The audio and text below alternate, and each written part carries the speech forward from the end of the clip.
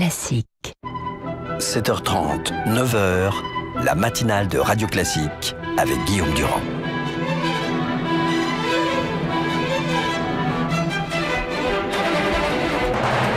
L'invité politique sur Radio Classique et LCI. Je suis ravi de vous retrouver. Nous sommes avec Xavier Bertrand qui, vous le savez, représente les Républicains dans la bataille du Nord concernant les régionales. Est-ce qu'il faut, d'abord bonjour, bienvenue. Est-ce que vous considérez qu'il faut faire campagne, de plus en plus campagne ? Oui, je le pense. À partir du moment où les élections sont maintenues, il faut faire campagne, il faut expliquer le projet. Et puis aussi, je pense que l'époque des grands discours, c'est terminé.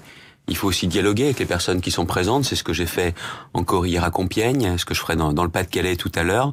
Les gens ont besoin de parler, ils ont envie de parler, ils ont envie de nous passer des messages. Et ça, c'est essentiel. Est-ce que vous considérez que cette affaire est pliée ? Parce qu'évidemment, c'est une question qui est un peu délicate. Vous êtes là, d'une certaine manière, en parlant à la télévision et à la radio en campagne ce matin, mais les sondages donnent Marine Le Pen gagnante à peu près partout. Eh bien non. Est-ce que c'est la Eh bien non, parce que les sondages, je les ai jamais remis en cause, je les ai jamais critiqués, mais aujourd'hui, il montre qu'il y a un deuxième tour extrêmement serré, à 50-50, entre elle et moi. Ce que j'ai toujours dit, elle a été favorite depuis le début, favorite sur le papier, mais ce sont pas les sondages et les médias qui votent, ce sont les gens qui votent. Et on s'aperçoit aujourd'hui que même si elle essaye de profiter de la situation, si elle agite les peurs, sans proposer la moindre solution, les gens sont en train de se rendre compte qu'elle n'a pas la solution pour leurs problèmes. Et d'ailleurs, dans les situations extrêmes, la solution viendra jamais des extrêmes, jamais. Alors pourquoi les gens votent Front National, ou veulent voter Front National ? Parce que certains aujourd'hui sont emmurés dans leur peur. Ils ont peur de l'avenir. Et ils estiment que les politiques, depuis 30 ou 40 ans, ne se sont pas occupés d'eux. Que les politiques s'occupent d'eux avant les élections. Oui, moi j'ai été ministre, je peux pas payer les factures de tout le monde depuis 40 ans. Je l'assume, mais je prends aussi, moi, cette colère de plein fouet. Mais il y a aussi des gens qui ont besoin qu'on leur explique que tout le monde ne fait pas partie des politiciens parisiens, qu'il y a des gens de terrain, que ce qu'on a fait par exemple à Valenciennes avec quelqu'un comme Jean-Louis Borloo, on peut le faire dans une région comme Nord-Pas-de-Calais, Picardie, et qu'il faut bien faire la différence entre les deux. C'est ce que je fais dans cette campagne, de montrer que les régionales c'est important, que la région a un rôle sur l'économie, mais aussi sur la sécurité, et puis que ce que l'on fait dans une ville, dans ma ville de Saint-Quentin, on peut aussi le faire dans une région. Mais il y a des propositions signées Xavier Bertrand, mais il y a un contexte national qui pousse les élections, vous le savez. Il y a l'affaire de Calais, il y a les migrants, il y a le terrorisme, il y a eu un braquage à Roubaix, on cherche encore un certain nombre de gens. Donc évidemment, vous arrivez avec des propositions, mais ce contexte d'angoisse ou de peur ou d'allergie que vous êtes en train de définir... Vous avez raison, prenons un problème... balaye tout. Non, prenons un problème concret. Oui, si on n'explique pas, tout est balayé. Mais regardez la question du terrorisme. La question du terrorisme. Vous avez aujourd'hui Madame Le Pen qui dit « il y a un problème avec le terrorisme, on avait dit qu'il y aurait un problème avec le terrorisme. D'accord. Regardons ses actes, concrètement. Elle n'a pas voté la loi renseignement qui protège les Français. Et le PNR. Elle n'a pas voté le PNR au niveau européen, elle l'a même bloqué parce que ça permettait de ficher les personnes qui utilisent l'avion. Pourquoi ?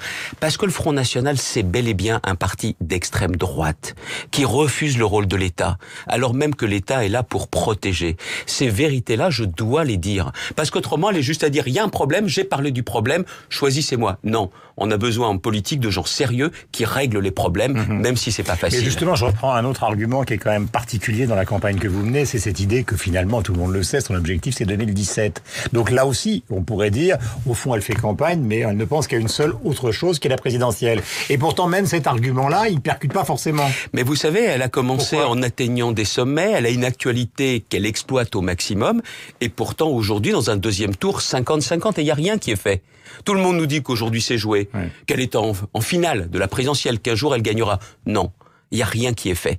Mais il faut aussi que les électeurs, que les habitants du Nord-Pas-de-Calais, Picardie, aient confiance en eux-mêmes et qu'ils se rendent compte qu'ils ont la possibilité d'arrêter ce scénario qui n'est pas écrit d'avance. Question, Xavier Bertrand est en direct avec nous sur l'antenne de Radio Classique et de LCI. Est-ce que vous souhaitez que la gauche se retire pour vous ? C'est les électeurs qui décideront. Je ne marche dans aucune combinaison. Il n'y aura pas d'alliance entre les deux tours, entre ma liste et une autre liste. Ça sera la même liste et le même projet. Et je vais vous dire pourquoi. C'est pas seulement que je n'aime pas ces magouilles, cette tambouille, c'est aussi que moi j'ai besoin d'appliquer tout mon projet pour que ma politique soit efficace et que je redresse la région. Si se retire, c'est pour vous aider. Mais écoutez, le problème n'est pas là. Mais vous croyez que les états-majors ont encore le moindre pouvoir sur qui que ce soit? Non, mais c'est les gens qui décident. Ils ont si peu d'espace de liberté que celui qu'ils ont dans l'isoloir de mettre le bulletin qu'ils veulent, personne ne leur enlèvera. Moi, j'ai besoin, par exemple... J'ai besoin, par exemple... Ça a aidé Jacques Chirac contre Jean-Marie Le Pen à la présidentielle. Oui, mais... Ça peut aider Xavier Bertrand. Et la question derrière, c'est pour faire quoi? Moi, je veux appliquer mon projet. Je veux que tout entrepreneur qui créera un emploi nouveau dans la région prenne en charge une partie de ses charges sociales patronales. Ça n'a jamais été fait par une région. Je veux avoir les coups des franges pour appliquer mon projet. Est-ce que vous considérez justement que dans cet objectif présidentiel de 2017, il y aurait des arrière-pensées de Marine Le Pen sur le budget de la région qui pourrait lui servir comment peut-on dire, de trésor de guerre pour la présidentielle? Mais la région, elle s'en fout. D'accord, mais... Elle n'est pas de cette région, elle ne l'intéresse pas. Voilà quelques années, elle disait que ça servait à rien. Voilà quelques mois, elle disait qu'il y avait rien à faire avec la région. La seule chose, c'est qu'elle veut un trophée pour dire, regardez, on est là. Mais la région Nord-Pas-de-Calais-Picardie, c'est 6 millions de personnes, c'est pas un trophée. C'est pas un collector, c'est pas ça. C'est des gens qui y vivent, des gens qui ont des projets et des gens qui ont envie qu'on les montre pas du doigt. Question, est-ce que vous considérez que Nicolas Sarkozy vous aide s'il vient? Parce que pour l'instant, il n'y a pas de meeting de Nicolas Sarkozy. Oui, il n'est pas prévu qu'il vienne parce que ce soit lui, que ce soit les autres ténors, je leur dis clairement, moi je fais une campagne qui est une campagne de terrain, il n'y a pas des tonnes de caméras, alors je suis pas sûr que ça les passionne, mais moi en tout cas je fais la région avec les gens de chez moi. Donc vous n'avez pas besoin de lui. Avec les gens de chez moi. Question, est-ce qu'en matière de terrorisme, les Républicains sont clairs? Je pense l'être. Je me moque de savoir aujourd'hui si... la politique doit reprendre ses droits ou pas, ça ne m'intéresse pas. S'il y a des mesures qui vont dans le bon sens, portées par le président de la République, je suis pas socialiste, je les voterai sans hésiter et sans état d'âme. Sans me poser d'autres questions que, est-ce que c'est efficace? Est-ce que ça renforce la protection des Français? Le reste, mais si vous savez comme je m'en moque, et je dois être d'ailleurs, donc comme l'ensemble de nos concitoyens. Manuel Valls à l'Assemblée nationale, moi, c'est une mauvaise idée. Je rentre pas dans tout ça. L'agressivité entre nous, c'est vrai que le moment ne s'y prête plus. Et la petite politique, elle reprendra bien ses droits à un moment ou à un autre, hélas. Vous savez quoi en ce moment? On a le droit d'avoir ses convictions, on a le droit de savoir où on habite, on a le droit de savoir quelles sont ses valeurs, mais on a le droit de ne pas se tromper de guerre. J'ai des questions qui n'ont pas vraiment de rapport avec la campagne, mais qui quand même préoccupent beaucoup de gens, qui concernent les grandes entreprises américaines installées en France massivement, puisqu'il y a 30 millions de Français qui utilisent Facebook, donc c'est colossal. La question évidemment qui est centrale, c'est celle de la fiscalité. Ça concerne les régions, ça concerne le pays. Est-ce que vous avez l'impression...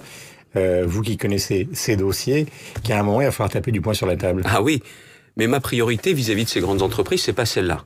Ce qui est vrai, c'est qu'elles sont archi-milliardaires et qu'elles payent quasiment pas d'impôts. D'accord. Mais il y a un autre sujet. C'est leur lutte à ces entreprises-là contre le terrorisme. Google, Facebook, Twitter.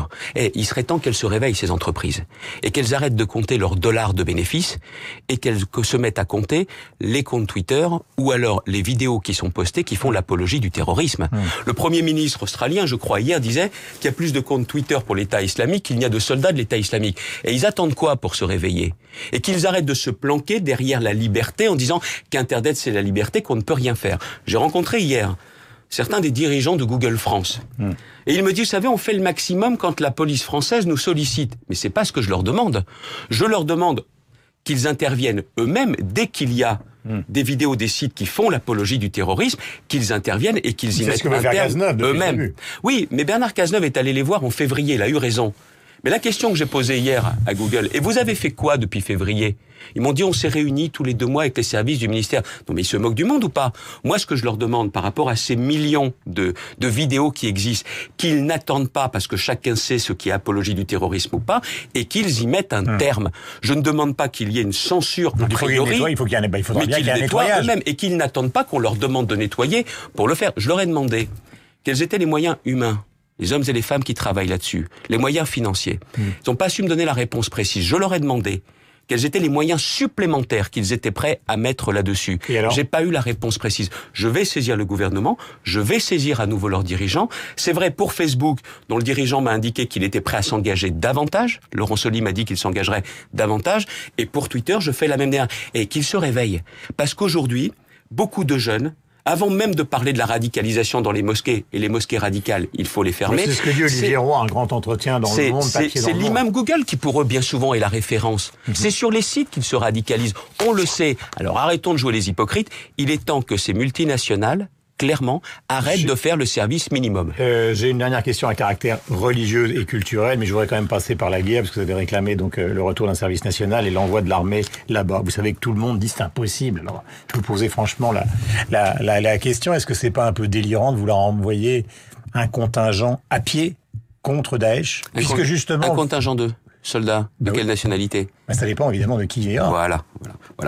Bon, est-ce que vous pensez... C'est pour ça que je vous pose, il ne s'agit pas de question de soldats français, ni même... On va pas envoyer les Français tout seuls en premier là-bas, ça n'a pas de sens. Il y a des éclaireurs, il y a des gens qui guident les avions au sol, ce sont les forces spéciales. Si on veut réussir, chacun sait bien que c'est pas les frappes aériennes qui vont réussir à éliminer Daesh, parce que il s'agit pas de contenir Daesh, il s'agit pas de repousser, il faut les anéantir. C'est eux ou nous, alors c'est eux qu'il faut anéantir. Mais on sait bien qu'il faudra même des territoires au sol, pouvoir les récupérer, pouvoir garantir la sécurité. Et il n'y a que des forces au sol. Les pays arabes en premier, notamment les Égyptiens sont prêts à s'engager, mais il faut pas les laisser seuls. Les salles de spectacle, c'est la grande inquiétude, à la fois en termes financiers, en termes de sécurité. Et il y a tout ce débat culturel autour des crèches, des signes religieux, qui alimentent la campagne des régionales un petit peu partout. Que faut-il faire exactement dans ce domaine? Que souhaitez-vous pour le Nord? Moi, je suis prêt à appliquer le principe de laïcité, mais attention, n'oublions pas que la France est un pays laïque de tradition chrétienne. Et quand j'entends aujourd'hui des préconisations, notamment de l'Association des maires de France, disant on peut pas avoir de crèche dans les mairies, s'il y en a déjà eu, je suis désolé, on les garde. Nous n'avons pas à nous excuser de qui nous sommes, de ce que sont nos valeurs. Les préconisations de l'Association des maires de France, je ne les appliquerai pas. Sur mon marché de Noël à Saint-Quentin, que je maintiens, il y aura des chalets où il y aura de la vente de crèches. Ça continuera comme avant. Nous n'avons pas à nous excuser de qui nous sommes, et si nous commençons à vaciller aussi sur nos valeurs et sur nos traditions, ce pays est fichu, et je pense qu'il n'est pas fichu, qu'il a un potentiel. Mais on ne transige en rien sur la laïcité, c'est vrai, le principe homme-femme, mais on ne renie pas pour autant nos traditions, bon sang.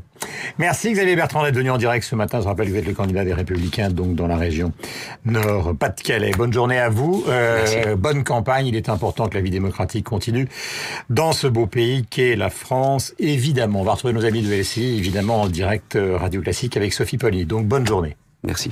Une conférence.